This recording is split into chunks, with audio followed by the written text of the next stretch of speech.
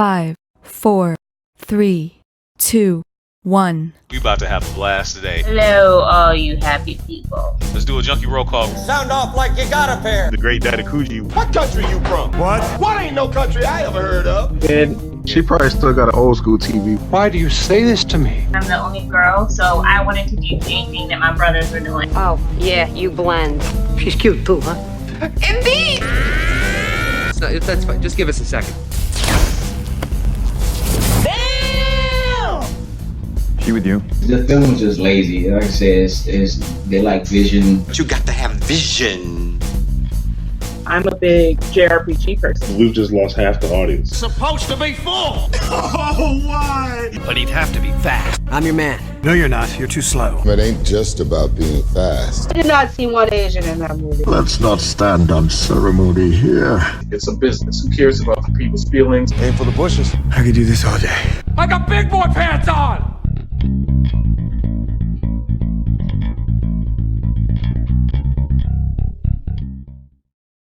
Hey, what's going on out there in Junkie Land? It's Kenshiro. We're back with Culture Junkies Live. It's Wednesday, and today we're going to be talking about all those cool Justice League announcements last night.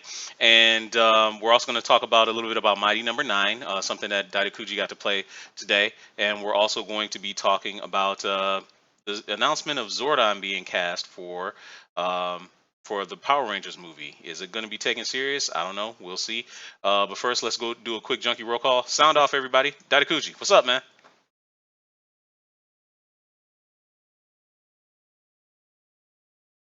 All right, man. All right. And hold on one second. Let's go to Josh. What's going on, friend? Not much, guys. What's going on? All right. And GQ, check in. Hey, I am coming here live from a place that most of you never will see unless you're an attractive female. Yeah, less said the better. Big Kahuna, what's up? Greetings, Earthlings.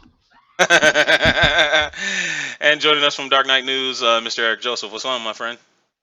Hey, it's been a while. Yeah. I haven't been on the show since it was live from Junkie Nation, and I too am coming from a similar place as GQ is. So the Rammstein poster's back, got a new computer. I'm actually centered with the built-in webcam. So. And we can actually see your face this time, and that's always a good thing. That's always a good thing. Yeah. So anyway, guys, great to be back. It is great to be back. Glad to have you, my friend. Real quick, somewhat breaking news. Maybe not necessarily breaking news, but somewhat breaking news. We got the announcement that the Spider-Man movie is amassing a whole bunch of people of color. This might end up being probably the most people of color in any kind of Marvel movie that is not going to be named Black Panther. Thoughts, anybody? Well, it does take place in New York, right? And yeah, it does. I do realize that New York, mainly Manhattan, may not be as diverse as some of the other boroughs, but he doesn't live in Manhattan, so maybe that has something to do with it. Maybe. Be a little bit realistic. Possibly. Dude, they just had news that Bokeem Woodbine was cast. Yes, my friend. Yes. I said lanolin, not that fucking aloe vera bullshit. Right. Right. All the way back to the big hit. Yes, my friend. I mean, again, he's from Queens. Let's just be realistic. Anybody that's ever been to New York knows every ethnicity, every race, every culture, creed, what have you, is there. It's just like, it's almost as international. I mean, it probably is as international as Toronto is. I mean, that's one of the places where people immigrate. That's where they end up landing, is in New York. Oh, yeah. It's a melting pot. So let's just be realistic. If they went ahead and just went, mainly Caucasian, it would be fake. It wouldn't even come across as even remotely realistic for anybody that's ever been to New York. So I mean, it's good that they went that route and have a little bit of diversity there. Josh, any comments? Yeah, I mean, it's always good. Obviously, people want to be represented in these movies, and especially Spider-Man is so popular amongst kids. It's good for everyone to see, someone in a movie, superhero movie, to look up as a role model. Hopefully, it's not just, bad guys, but I don't think Marvel would do that. But No. yeah, it looks like it's shaping up to be a pretty diverse cast, and actually a pretty good cast as well. Oh yeah. Oh yeah. Um. So let's also switch to Dido. You got to play what's it called? Mighty Number Nine. And Mighty Number Nine, give us a brief rundown of Mighty Number Nine for those out there that may not be familiar with what Mighty Number Nine is. Well, everybody, a few years ago, Capcom they kind of that's when I think that you could call them Crapcom. That's when they became Crapcom. Not as bad as Konami, but alas. Anyway, Keiji Inafune, who we all know, who is the apparent creator of Mega Man and the series and whatnot, he quit. It's more than likely because he couldn't do what he wanted to do. And I'm going to get to a little bit about that in a second. So he forms his own company. He goes on a Kickstarter and starts asking people for money to help fund a game called Mighty Number 9, which is this game right here. See that little guy right there? His name is Beck. It's not Mighty. Just so everybody knows, his name is Beck. Okay. Anyway, so the Kickstarter happens. It becomes one of the biggest ones that has, or not the biggest one, but at the time, one of the biggest Kickstarters ever. People plunked down $4 million to help this guy achieve his dream of being able to make this game and bring it out on PlayStation 4, the Wii U, PlayStation 3, and Vita, Xbox One, I believe. I'm not too sure. I don't care. Anyway, but it turns out it's a game that is extremely similar to Mega Man, of course, because I'm pretty sure that this is something that he was working on when he was with Capcom. I don't know exactly what transpired, if he quit or they canceled his project and he wanted to really do it, so maybe he had to raise the money to get the licensing back. And even though he probably changed a lot of aspects of the game, you know, deep down inside, it is a very Mega Man-esque game.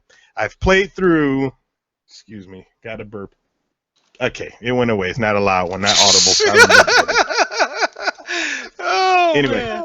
Anyway, I played through 3 levels so far because I just started playing it today. You can see that replay on the Culture Junkies Twitch because I twitched the gameplay that I did today. And I enjoy the game. Now, I've been hearing amongst a lot of people that there's something about the game, either it didn't live up to expectations or something of the sort. And anybody who expected something that was just like mind-blowing, there's something wrong with you out there, because when the game was announced, when it was shown, everybody says it looks like a spiritual successor to Mega Man, and that's exactly what we got. It's not exactly Mega Man. It does have some different play mechanics. For example, you don't just shoot your enemies and kill them.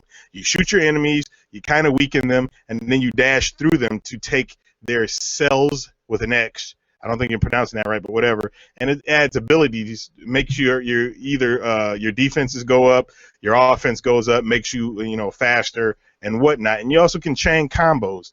The 3 levels that I played, I had a really good time to it. It's a little challenging. Some of the bosses, you really got to go back old school style and pay attention to the patterns. And there's more than just patterns of them acting out. Some of them are audible patterns, which is very, very insightful. I like that. So for those out there who are sitting on the fence about buying Mighty Number 9, it's $20. And if you like Mega Man, like we all do, because who in their right mind would buy Mega Man so many times? It's PlayStation 4 Mega Man. It's an NES game. Why would you buy? I like Mega Man. I didn't expect it to be exactly like Mega Man, and I didn't expect it to be, mind-blowing, but I expected it to be a good, old-fashioned, shooter platforming game, and that's exactly what we got. I like it. So I give it a thumbs up. All right. I say if you got $20, go out and buy it. Good. It's All worth right. that. All right, good. Well, yeah, being that it's only $20 is not really a terrible investment. Now, there's a little bit of controversy, or maybe not controversy, but a little bit of an alarming statement by Keiji Inafune put out yesterday. in regards to Mighty Number Nine, saying that its release, which finally came, saying that people should be lucky or should consider that getting what they got yesterday is better than nothing. Now, Josh or Kahuna or GQ, you guys tell me what you think when you hear something like that out of the creator's mouth. Well, it's kind of an arrogant nonchalance. I mean, it's definitely. I'll tell you what, Chris, you take this one because that sounds like something exactly like you would say. To an extent, yes, it's something I would say, but I would say that if it's something that it's like, look, I'm doing all the work and you didn't pay me any money or you're not, crowdfunding it or supporting it, I would say it if that was not the case. Unfortunately for Inafune, that's exactly the case. Like the dude, I think 3 years ago started his Kickstarter run this. People kept pouring in money. He kept asking for more money, and he turned around and when they released the trailer a couple of months ago, because the game actually was supposed to come out sometime in February of this year. That was one of the most recent missed release dates. But he put trailer out, and everybody's like, hold on, this looks really old, like old. Now, nothing against nostalgia games, but for the amount of money that he was asking for, people, I guess, expected a more polished product or whatever it was. And for him to say that, okay, well, hey, it's better than me not delivering the game at all, because that's kind of rubs you the wrong way, especially if you're one of the people that put money into it and say, hey, dude, we believe in you. We'd like to get this game. We think it'll be awesome. And then for him to have that type of attitude about it, and on top of that, 6 months ago, I think, he was asking for money for a completely different Kickstarter without even finishing the Mighty Number 9 Kickstarter. And people were like, okay, well, what's the deal? So for him to say that, it makes him look bad, and I personally didn't kick in anything on it, so I really don't have a stake in it. But if he asked for another Kickstarter, I'd be like, dude, forget it. After the last one, heck no, you're not getting anything from me. So this is how I look at it. How much money? How much money did he Kickstarter, guys? Do you know? He got up to $4 million or so. $4 million for this game? Yeah. Right. So I think that that's something. I mean, Chris makes a really good point in that it is a little flippant to be like to people who are basically paying in to make this thing a reality. It definitely seems as though it's flippant and a little dismissive to what would probably be legitimate criticism. But the average DS style game, so the average cheap DS style game is between around 785 million and about 785,000 and 1.57 million, and the average PlayStation 3, Xbox, that generation and up game costs about. And there we go, the obligatory getting caught in the Matrix thing. This happens all the time to Mr. Josh. Please do continue your thought, my friend. I apologize. That was a pretty flattering frozen image we got, too. I know, right? It was it was great. It's about between 19 and 30 million to make. So the reason is, I mean, this is a multi-platform game, so that increases the cost, which people might not be aware of. They think it just ports, equally across all platforms. But I think it is out for PlayStation 3. So I mean, I will say that that's a relatively small amount of money for a game, and I think that people hear $4 million and they think it's this insane amount of money for a product that's being put out on the mass scale that it is. And I haven't heard any of the bad press, but I will say that people who aren't in the know in terms of the industry, that they don't often realize what a dollar can buy nowadays isn't what a dollar probably bought when Mega Man 9 came out. I buy that for $1. Exactly. Thank you for that, Eric. Thank you for that. Even still, not to cut you off, even still on that, I completely understand that, because I mean, again, most of these games essentially could be developed as movies with the the budgets that they're getting nowadays. But for him to have that Kickstarter goal, because again, remember, he set the Kickstarter goal at, let's call it, I think it was 1 million or 1.5 million or something, and he got way above that. Now, granted, again, maybe he didn't know, because he was a developer at Konami. I'm sorry, not Konami, at Capcom. Maybe on that end, he was more of the quote-unquote creative side and not so much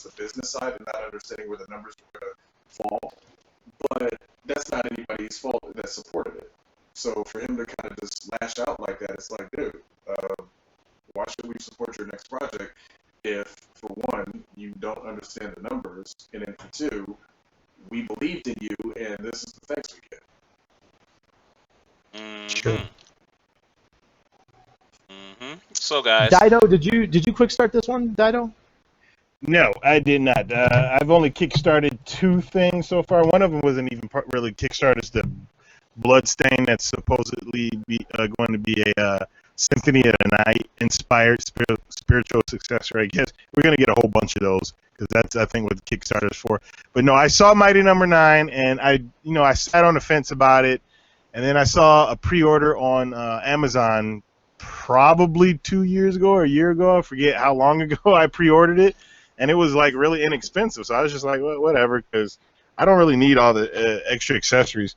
But to me, it looked like an interesting game. And this is before I even played it. I said it looked interesting. And if I like this style of game, I'm pretty sure I'm going to like this as well. And as for like people who, him just saying, it's better than nothing.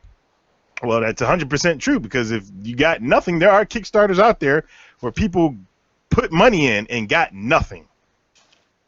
Because I forget, it was Exploding Rabbit was the name of the team, and they were trying to do. If you go on Newgrounds.com, they have a Super Mario, a special Super Mario type game where you could play with Mega Man, Link, Simon Belmont, Mario Brothers on, and they were trying to create a game based on that for Kickstarter, where they couldn't use the characters, of course, but they would take the attributes from said characters and make a game like that. And they started doing the Kickstarter, and people donated because it looked like it was great. And then they got a video maybe a year or two later, and it says, "Oh, we're not going to be able to do it. We underestimated how much money we actually needed, and how much time we could do, and blah blah blah blah." And so those people who put in for that Kickstarter got nothing. And I understand. I'm upset because you kept pushing it back. And it's like, okay, well, obviously there's a reason they kept pushing it back. I don't know if all of it has to do with polishing the game. Maybe it did, because maybe it just didn't fit the criteria what he was looking for. And once it's pressed, who knows? We don't know. But the game is here now. It's in your hands. You can play it. So, yeah, I agree completely. It is better than nothing, because you could have got nothing. And there's if you do a Kickstarter, there's nothing in the clause saying that you'll get your money back if the Kickstarter doesn't take off or doesn't happen. You could be out, period. And are the fans who helped push this game, are they out? No, they got the game. They got what they were promised. They got that stuff. It just didn't come when they wanted it to. So it's just like, come on now. I mean, I'd be upset if it didn't come. I'd be upset if I put money into it and then I got nothing. But I got the game, and it plays fine.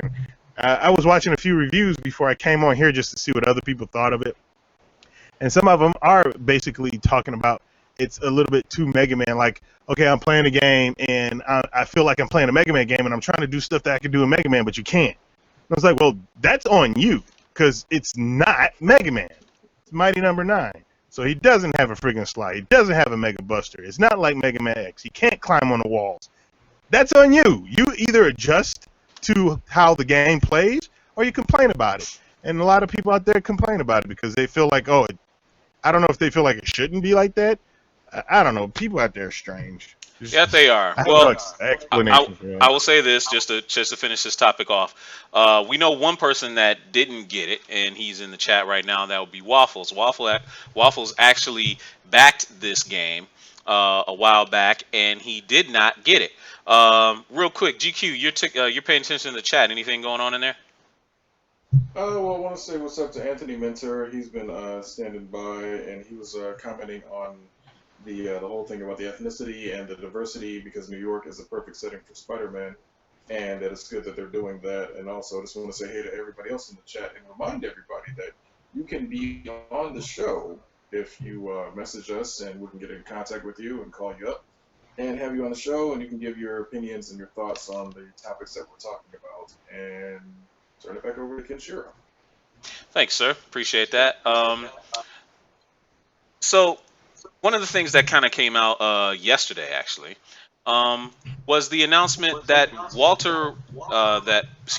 not Walter White, Bryan Cranston, who played Walter White on Breaking Bad, has been cast as Zordon for the Power Rangers movie. And also today we also had I think it was either today or yesterday the teaser poster for Power Rangers came out and was kind of, it was different. I have to say it was different. It didn't look exactly what when you see it, you don't think That Power poster's Rangers when you stupid. see it. Yeah, man, when you see it, you don't think Power Rangers. It was just, I'll go ahead and I'll pull it up. But guys, what do you think about about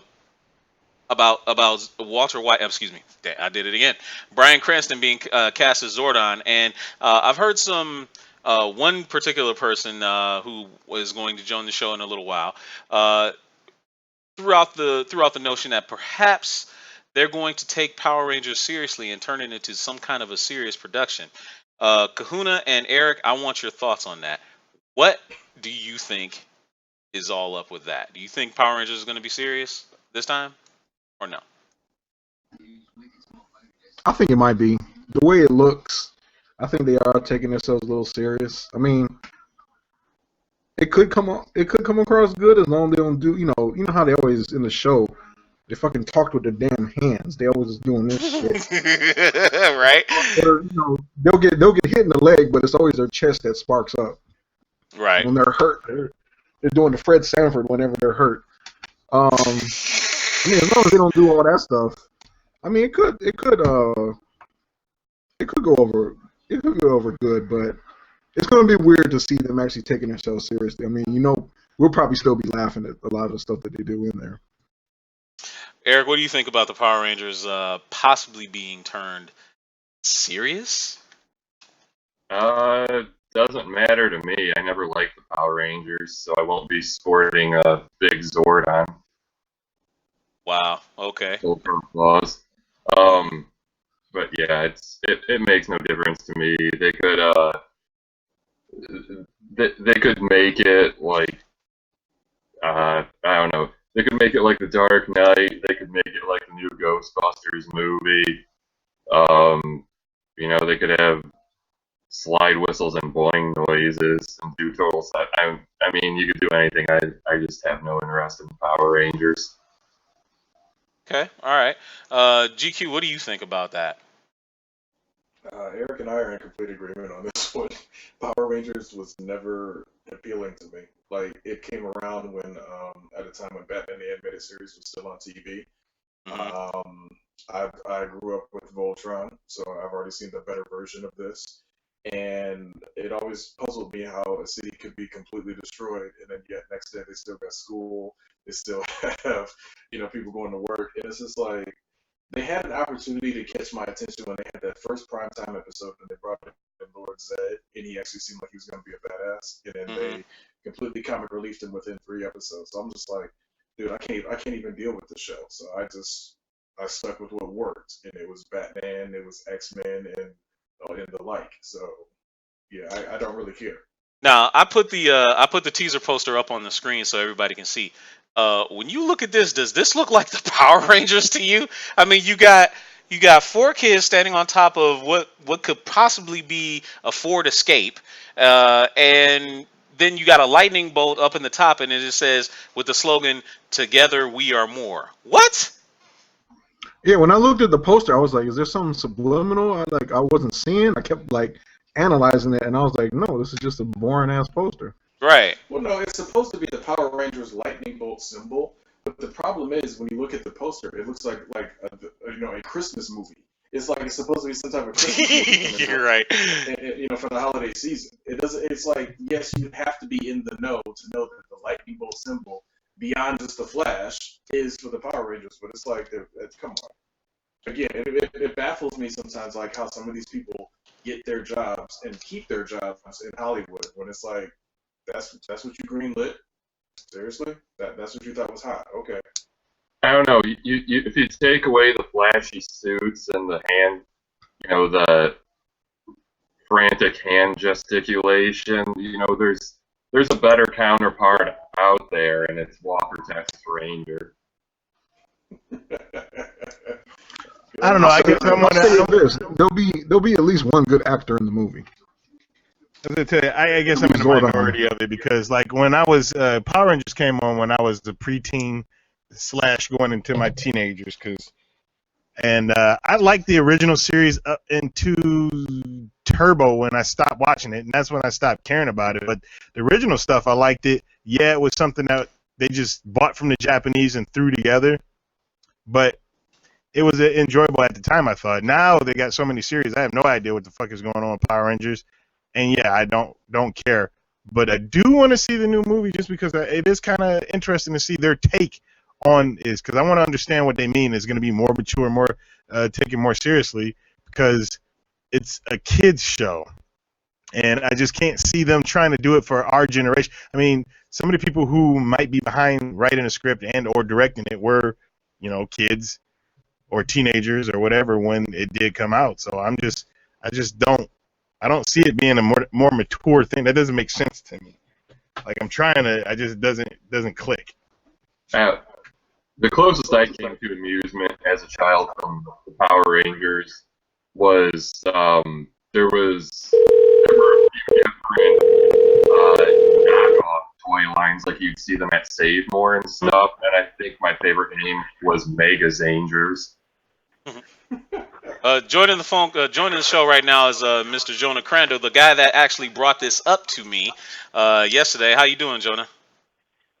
I'm doing really well. Good. Glad you could join the show. I'm super stoked. Great. Glad to be here. What do you think about this whole Power Rangers thing? And I know we briefly kind of discussed it a little bit yesterday about whether it's going to be serious or not. Kind of give us your take. Why do you think this is going to be a serious thing? Well, I think it's going to be taken more seriously, not in the sense that it's going to be like a Dark Knight gritty reboot type thing where they're all just like super angsty and like, they're just killing people left and right and you see people flying off because city, like the Megazord stomps down, that's like, 5 casualties. I don't think we're going to see anything like Man of Steel, but I think they're going to treat it more along the lines of it's a superhero movie, not so much like a modern superhero movie, not so much like a Power Rangers movie, because we already got a Power Rangers movie back in, the 90s. We got 2 of them actually, but we only really talk about one of them because Turbo was, I'm a big Power Rangers fan, and even I don't like to talk about Turbo. Okay, all right. The movies. But, in that movie, they were already established. It was already into the series. And when they actually meet the villain of the film, Ivan Ooze, he just sort of looks at them and he says, like, who are you people? And, like, they just sort of take a power stance. And then Tommy, the leader's like, oh, yeah, we're the Power Rangers. And he just starts lambasting them. And he's like, oh, the Power Rangers, let me grab my autograph book. And, like, it's just something, like, kind of corny like that. I don't think we'll be seeing like, some cornball effects where they're all talking with their hands, where they're all, jumping around like flying, like all the sound effects that we were talking about earlier. But I think they're going to treat it more like they're a team of superheroes rather than, Power Rangers and call signs and everything like that. And I think my reasoning behind that is just what they released. We got pictures of Elizabeth Banks as a Rita Repulsa, and now we're getting, Bryan friggin' Cranston as Zordon. And they're putting a lot of thought, they're putting a lot of energy into this, and they're trying to break the stereotype like, no, this is not what you're going to see on TV. And it feels like just a lot of statements that they've released saying, oh, we don't plan on doing just one of these, we plan on, making this film franchise, that they're really trying to plan it out, and they're really making the best moves to, like, make sure that it's good, that people are going to want to come and see this kind of stuff again. Right. So the movie's going to take itself a bit more seriously than, everything wraps up in a half hour like on the show, and they all have a lesson and they all go away. Like, better and roll credits. Well, if I could jump in, if I have to counter that, I'd make the argument, right, I'd make the argument that once upon a time we had the Spy Kids series. And the Spy Kids series starred a lot of actors that were pretty prominent and pretty famous. You had Sylvester Stallone, you had Ricardo Montalban, you had not Gina Carano. Wait a minute, no, not Gina Carano, but you also had Jessica Alba, at one point. Not saying that Jessica Alba is like a serious great actress or anything like that, but just you had a high caliber of actors in that movie or in those movie series, and they were still geared towards kids. So I think it's kind of foolish for you to get your hopes up a little bit. But if it's anything like that fan film that had Katie Sackhoff in it, where it was like super serious and it was awesome. Now we're talking. That would be pretty sweet. Did anybody else see that little short film they did? What was it, last year or was it a couple years ago with the Power Rangers, and it was like super serious and violent? I was gonna mention I saw that. Yeah, by Joseph Kahn. Mm-hmm. It was pitch black. It was awesome. It was pretty awesome. But the problem is they will obviously never go that dark with it ever. No, Like, ever. That was great for the hardcore fans that saw the more serious side of it, but they'll never release that as a major film. But the other issue I see is everybody's focusing on the Bryan Cranston casting, and yes, in Breaking Bad he was awesome. Let's not forget this is the same dude that was the father in Malcolm in the Middle. So true, very true. He's an actor. Yeah, exactly. You're not. Hey, I mean, I wish Hal was my dad. But I'm just saying, you're not going to get Bryan Cranston from Breaking Bad as Zordon. I can almost guarantee that. Zordon. If he was a villain, you might. Yeah, that means that Cranston, though, he can cut the line between full comedic, hamming it up comedic, to full dark serious, and so that means he can play any range that they want him to in between. So that actually is not a bad thing. And I'll be honest, Elizabeth Banks is the same way. I think the first thing I saw her in was 30 Rock, and she's very funny. And then I don't want to say she was deadly serious in the Hunger Games, but she's much more serious, even though her character is, very goofy looking. Yeah, Effie. Yeah, I don't think. Yeah. I like her. I've always liked her as an actress. And Ken, you were thinking of Carla Gugino earlier. Carla Gugino, thank you, my friend. Yes, that is exactly who I was thinking of. Yes. No, even from an acting standpoint, no, they've picked great people. But I'm just saying, it's like, for this movie, I don't see us getting Breaking Bad Bryan Cranston. I really don't. No. But as long as we don't have. I would want to see like a Walter White Zordon, just like the floating head, being like, Rocky, we gotta cook, or something like that. I wouldn't want to see something that serious with him saying like, I needed 5 teams with attitude, not this. Oh, you're not fighting anything, you're delivering. And then I don't think anyone would want to see like a really, really, really dark Bryan Cranston in something like Power Rangers. I mean, people would want to see a really, really dark Bryan Cranston, and he's done really, really dark. But I think almost that just the fact of casting him in the range, like what he's famous for is he's famous for, before, after Hal and Malcolm in the Middle, more people know him today as Walter White. And so more people know him for playing like serious roles and stuff like that. And I'm saying if you even only get a little taste of that, you get like a little bit more of a serious tone Power Rangers where they kind of face with the idea like we're superheroes or like this is bigger than us, and you have somebody who can carry kind of emotional weight like Bryan Cranston can in a role like Zordon. I think it shows hope for the kind of tone they're going for, and I think the poster reflects a more serious tone. Like they're not being all flashy about it. They're not being, the big focus is, the lightning bolt, Mighty Morphin Power Rangers in the stars, but the teams, the actual heroes, they're not big. They're focusing on, it's more focused on the open sky and more focused on the vastness of the cosmos. And I think, maybe I'm looking too far into it. I tend to do that a lot as, someone who watches too many Marvel movies and looks way too deep into everything. Hey, that's all of us, But- right? That's all of us. We all do that. Yeah, exactly. Right. But before we let you go, And- Jonah, I got to ask you one real quick question.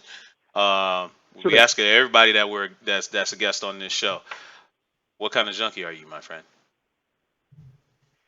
I am a superhero, comic book, movie, all-around culture junkie. Oh, my man, way to hit it. Thank you, my friend Jonah. We'll see you in the chat. Take care now. All right, thank you. All right, that was Mr. Jonah Crandall. He's a good friend of the show and friend of Culture Junkies. Obviously, he's definitely one of us. So we want to thank him for bringing up that topic. If you want to join the show, all you have to do is hit us up in the chat right up here. Junkies Talk, hashtag Junkies Talk to join the show. We're going to move on to the main topic of the day. The main topic, actually, we're going to talk about the Justice League and all the announcements that came out yesterday. And we got an official synopsis of the movie. We heard that the film is now going to be just one film instead of two. We got a description of one of the scenes. We got a description of some of the suits that are going to be in there. Batman's going to have not one suit, but two suits. So let's get to it, guys. Of course, we got our resident DC aficionados, Eric and Josh, to join us to also help flesh this whole thing out. So I'm going to go to them. I'm going to start with them. What did you think of the announcement of Justice League being one movie, Josh and Eric? Eric, why don't you take it? Because you were kind of had your ear to the ground the whole day of the announcement. Okay, and for those of you who are seeing me on this show for the first time, this is a topic that's right up my alley, so here's when you get to find out that I'm more than just boner jokes. So... Barely, but more. Slightly more. Yeah, the news came out on my birthday, which was no coincidence because I am the center of the universe, but...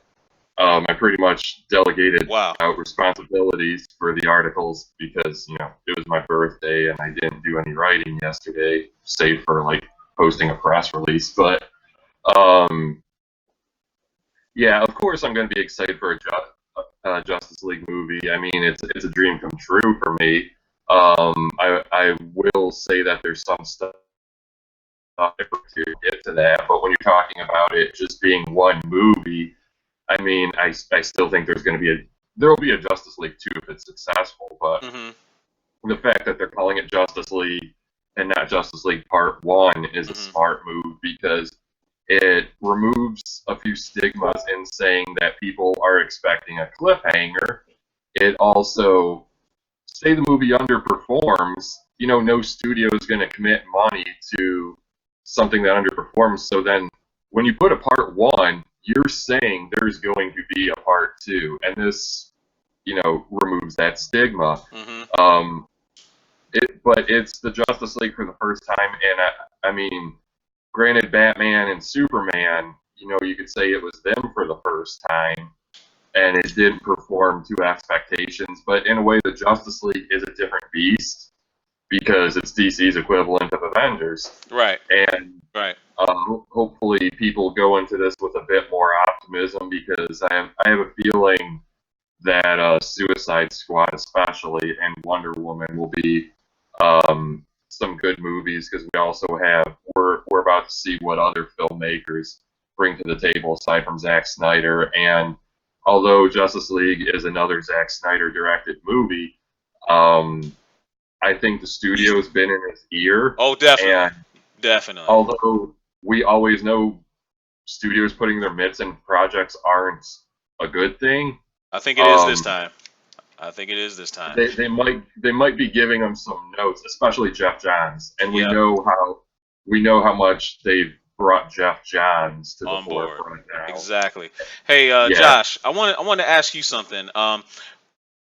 Do you think that the other news that kind of came out yesterday was pretty much Zack Snyder admitting that that the studios told him to definitely lighten up the tone Now, you and Eric both have been kind of proponents of saying that DC, always eschews being kind of a darker, more serious with a lot of their movies. Now, does that make you cringe hearing that they are purposely lightening this thing up to give it more inspiration, more hope, or does that actually instill some faith in you that maybe they'll actually really that they really listened to a lot of the criticisms of Batman versus Superman and are making the right adjustments here? I think that it's a good thing. I'm not particularly averse to it, and Wow. I think that Yep, you cut out again. Go ahead and start man, over. that's Go the ahead and start standard. over. Mr. What I was Anderson. saying is it makes it a little bit more palatable to the average moviegoer, and what I would say is, I've mentioned it before on here. I was a big fan of Mad Men, for example, and it was a really slow burn, realistic, modern drama. It wasn't dark, but it got into some really dark areas, and then in some places it got really, really light. I think that within the nature of the tale that they're trying to tell, and that tale being, how do these heroes perform? What are these people like in the real world? I think that there are light moments that can be brought into that, and something that I did read in the announcements is that Batman was a man who was broken down by all the things that had happened to him, and when he became kind of broken down by those things, he went to a really dark place, and that was part of what led to the conflict in Batman versus Superman. And now they're saying that Superman and his sacrifice, someone who he ultimately thought might be an ultimate evil, turned out to be an ultimate good, and have an ultimate sacrifice in Batman versus Superman. That that gives him and instills him with hope, and I think Jeff Johns has mentioned that specifically, and some of the other people have mentioned that, including Deborah Snyder, that going forward, hope is the idea. It's this idea that these characters should instill a lot of hope in people, and Well, that almost seems like a perfect time to move on, then, right? I need to. now that we. I was gonna say, well, I'll let Josh finish his thought because he keeps freezing. But I wanted to mention something about the villain, and it ties into also it not being a two-parter anymore in my indifference. But I'll let Josh finish his thought. We'll get to that.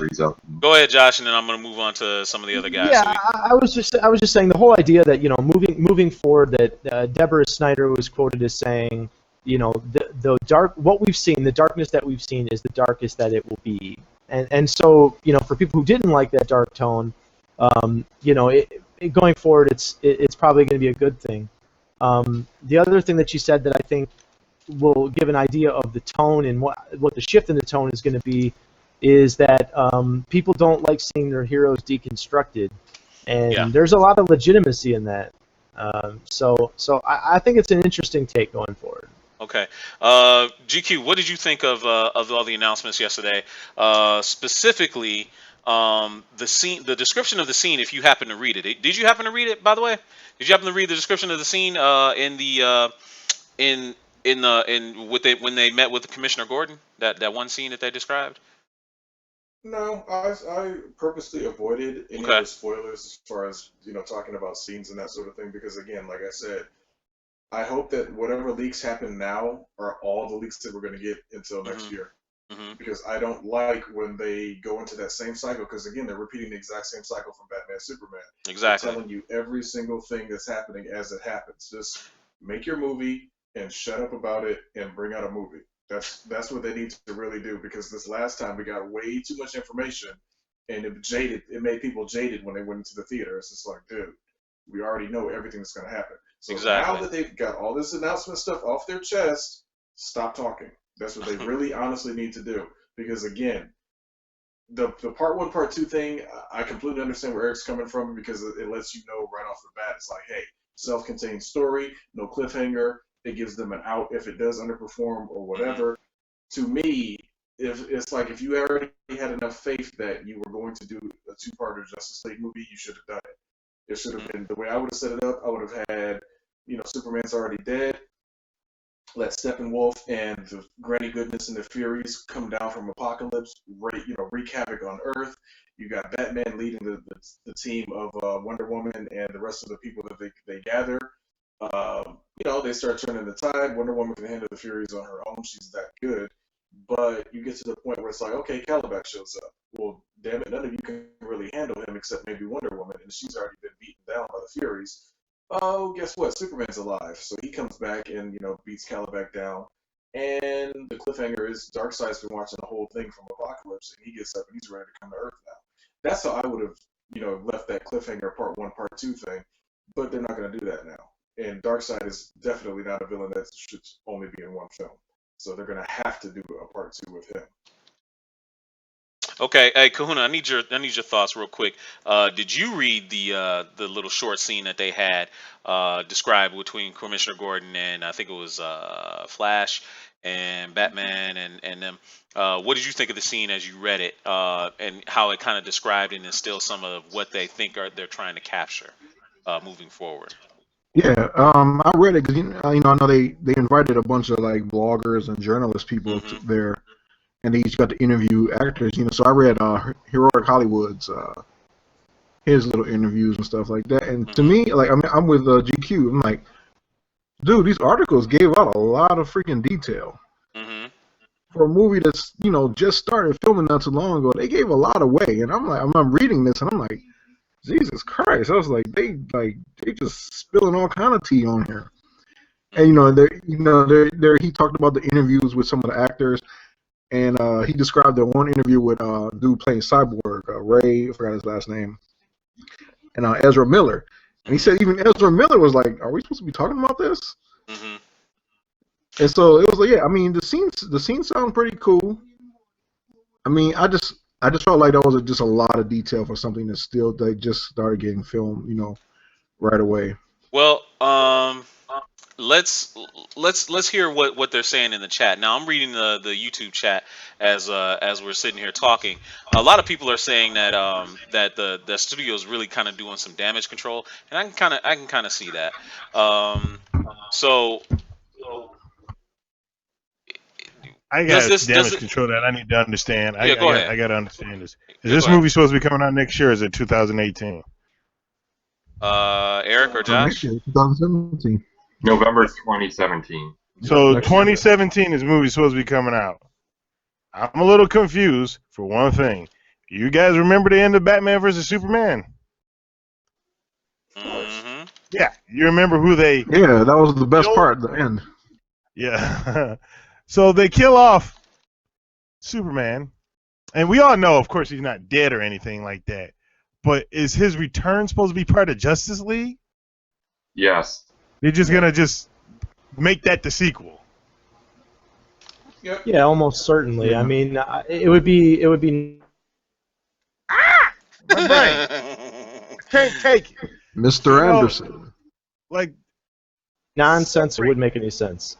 And it wouldn't make any sense to have it in Wonder Woman either. So, I mean, it's most likely going to happen in Justice League. And you know what? And to address the whole darkness thing, I mean, I'm going to go back to even one of the lines that they pulled from, from Dark Knight. I mean, I think it was Harvey Dent that says, it's always darkest just before the dawn. So this apparently, Batman and Superman was their darkness right before the dawn, because, dude, they're going to have to lighten it up, which is odd, but I mean, it is what it is. But I don't know, man. I want them to stop talking. I seriously do. I want them to put a out and out, do not talk to anybody until the press junket for this movie order to everybody connected to it, because I don't want to hear anything about it. I do not want tweets about the grip that fell off the ladder yesterday on the set. I don't want to hear anything about scene synopsis. I don't want to hear anything about vehicles. I just want to go to the theater and boom, here it is. Justice League. Awesome. Okay. If they can't handle that, man, they need to just stop it. Right. All right. Well, in a second, we've got someone that wants to call in, who's watching the show, Mr. Anthony Minter. He's going to join us right now to talk about Justice League. in just 1 second. Yellow. Yo, Mr. Mentor, how you doing, sir? I'm doing all right, man. All right. So what do you think of this whole justice thing? Can you mute your speaker there for me? Yeah. Yeah, pretty much, man. I feel the same way. I think that was one of the issues with the first film. So. Can you expound a little bit? Explain. What do you mean? Yeah. Basically, I'm just saying that I think they gave away too much in Batman versus Superman, and they're doing the same thing. Okay. And especially with them, the whole I was wrote something on Facebook, but in the movie you get 2 seconds of Flash, you get 2 seconds of Cyborg, you get like Aquaman floating in water, and I'm like, what the hell? They did all this big fuss about, hey, they're gonna be, in the film, and you're expecting like at least a word or something, and you didn't get anything. Basically, you just got like a teaser, and they like ramped all this up, and basically it was like a choppy film for the most part, and I just wasn't a big fan of it, and I think they're just going down the same hole again, even if they do lighten the film up as far as making it a little bit better on that end. I didn't mind it being dark. So. Okay. Yeah, I thought it was weird that I was thinking that they were going to have. I thought Aquaman would have maybe a little bit more of a cameo just because they gave him a fucking action figure for Batman vs Superman. Out of all the cameos, they gave him an action figure, and we saw him for a split second. And and my other thing is, how long is Titanic the movie? Unfortunately, it's like what, 3.5 hours or something like that. Everybody knows the outcome, so you can't tell me you couldn't have made Batman versus Superman just as long. Because I would have sit in the movie theaters for it, and I'm like, all these extra snippets that they cut out that's supposed to should have been in the film. I'm like, man, this is where you messed up. So I was like, well, you're gonna get your chance since they're putting the extended version in the theaters for one night only. So you'll get your chance to actually see the unadulterated version. But let me get you real quick. Let me get your thought on the scene that they described. Now, how do you feel about them lightening up the Justice League movies? As far as like the switch in tone from the way Man of Steel, which of course wasn't as dark as Batman vs Superman, but the switch in tone, the change in direction. How do you feel about it? Like I said previously, I didn't too much care for it being dark because I know that's DC, and that's probably the reason I do kind of like DC. I move away from Marvel because I'm a bigger Marvel fan than DC. But that's what draws me to DC when I want to read that darker comic. But I think they would get enough light comedic feel from the Flash, and that should be about it. And I didn't too much. They tried to put it in there with the whole battle at the end of Batman versus Superman, where they looked at each other like, "Is she with you?" And I was like, that was corny as hell. But I was like, obviously she's not with either one of you guys. But I was like, okay, but I think to me, I would rather keep it dark. But we'll see. Yep, we will see. Real quick before we get you out of here, let me ask you the question that I ask everybody that comes onto this show. What kind of junkie are you?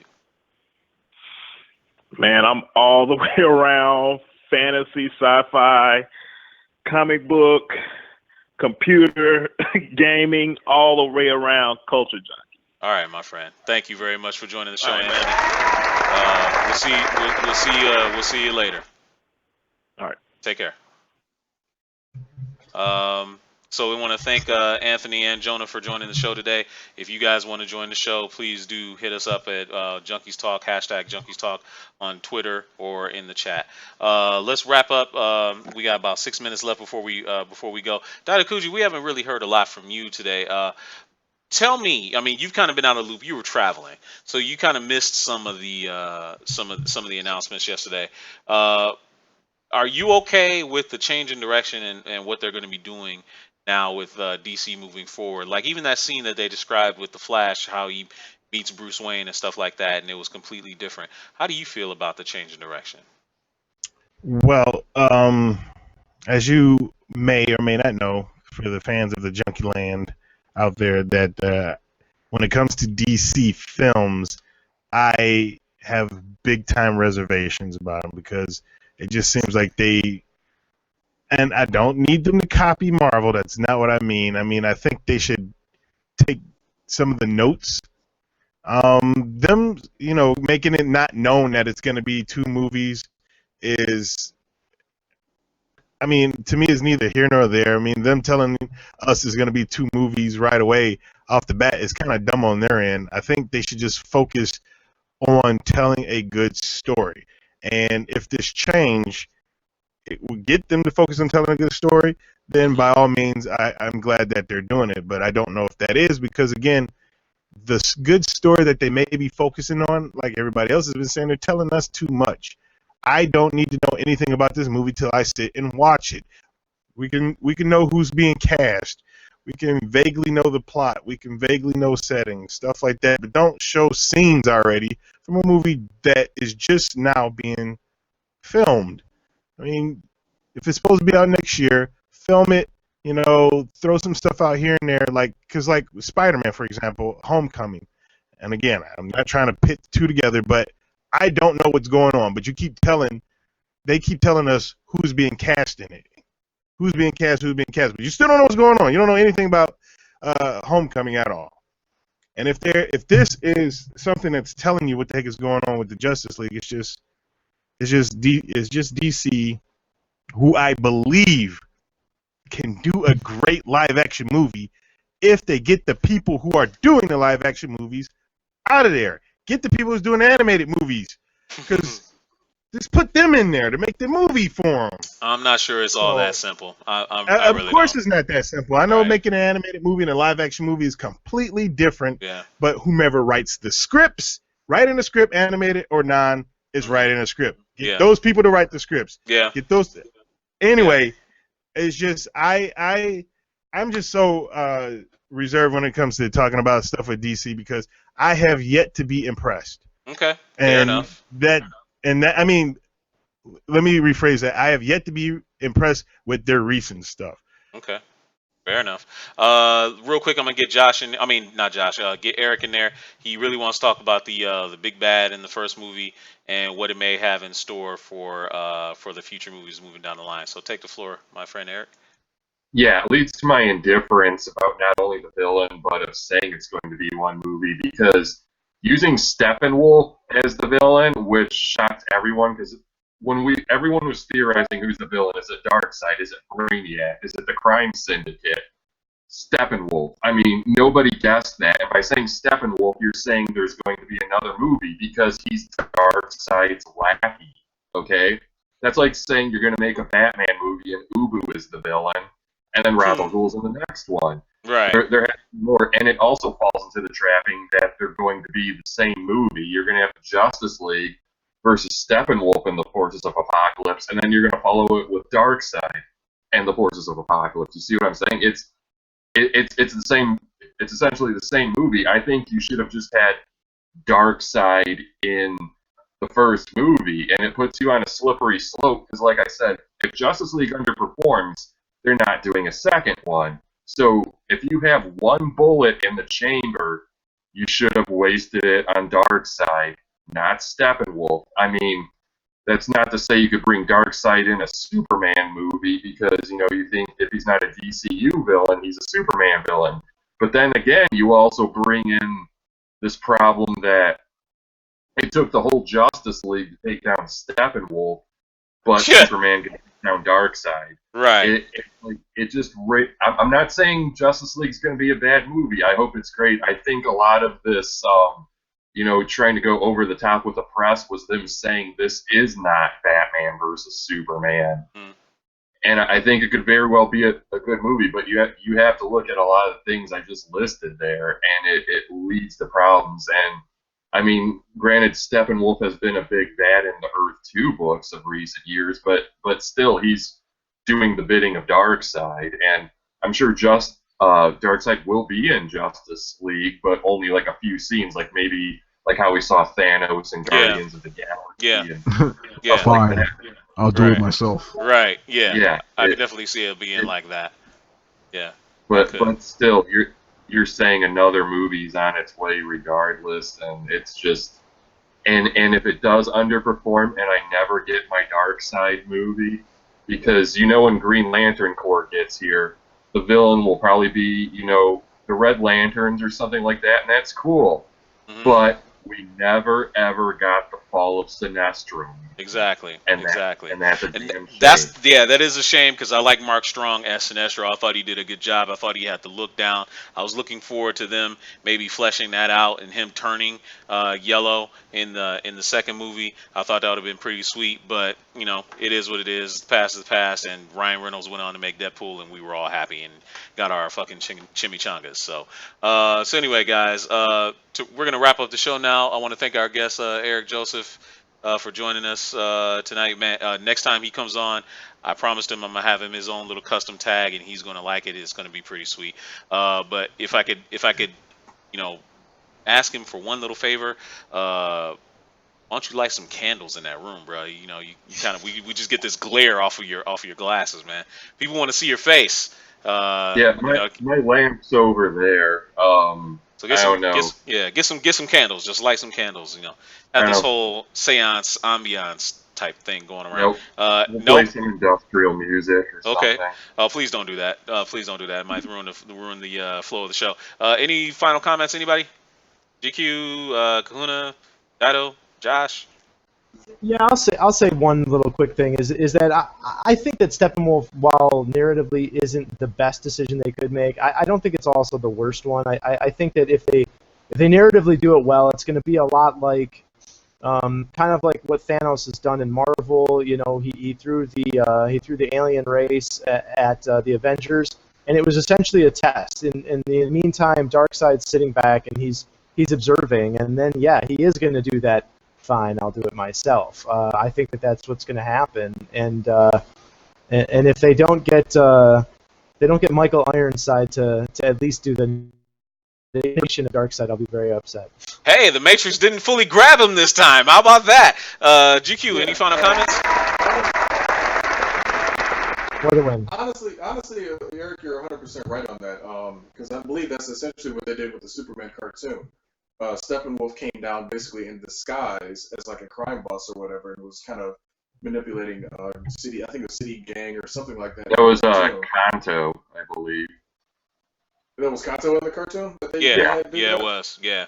But they could essentially follow the same type of build, the same type of mold then. Yeah. Because again, he's another another minion of Darkseid. So Kanto jump on it. Yeah, I mean they could do it. It's doable. As they say, but again, time will tell. But I just don't want them to tell me anything about it until November 17th. I'm sorry, November of 2017. Then they can show me everything right there and boom, right on the screen. I do not want, again, stop at the tweets and the extra press releases and the leaks. Just stop it because they are very good. They run the risk of repeating Batman and Superman with too much information. Dido, any final comments? Oh, I'm sorry, I muted myself. Finally, I just hope the movie comes out and it's good. I mean, that's basically all I want to know. I want to know that I just wanted to be the best that they. I don't want to say that. I don't want to say the best that they can do because they don't know what they can do. I get so flustered talking about DC and their movies. I just wanted to be good. I wanted to be amazing. I want to be like, oh, this is DC's Avengers, and I'm sitting here going, wow, I need to see this movie 3 or 4 times like I did with Marvel's Avengers. Not trying to compare the two again. I think that's you can't avoid that. Kahuna, any final comments before we get out of here, my friend? Not really. Just like I want it to be good. Okay. All right. Cool. So that's the show, ladies and gentlemen, and We want to thank everybody that joined the show, that watched us live. Make sure that you do watch the replay later when it's all over. If you missed anything, if you're just joining us late, we talked about Mighty Number 9, and we talked about Power Rangers on top of Justice League, and some of the casting news from Marvel's Spider-Man: Homecoming. For Eric Joseph, for Josh, for GQ, for Kahuna, and for the great Datakuji, I'm Kenshiro. We'll see you guys later. Thank y'all for coming out. God bless you. Good night.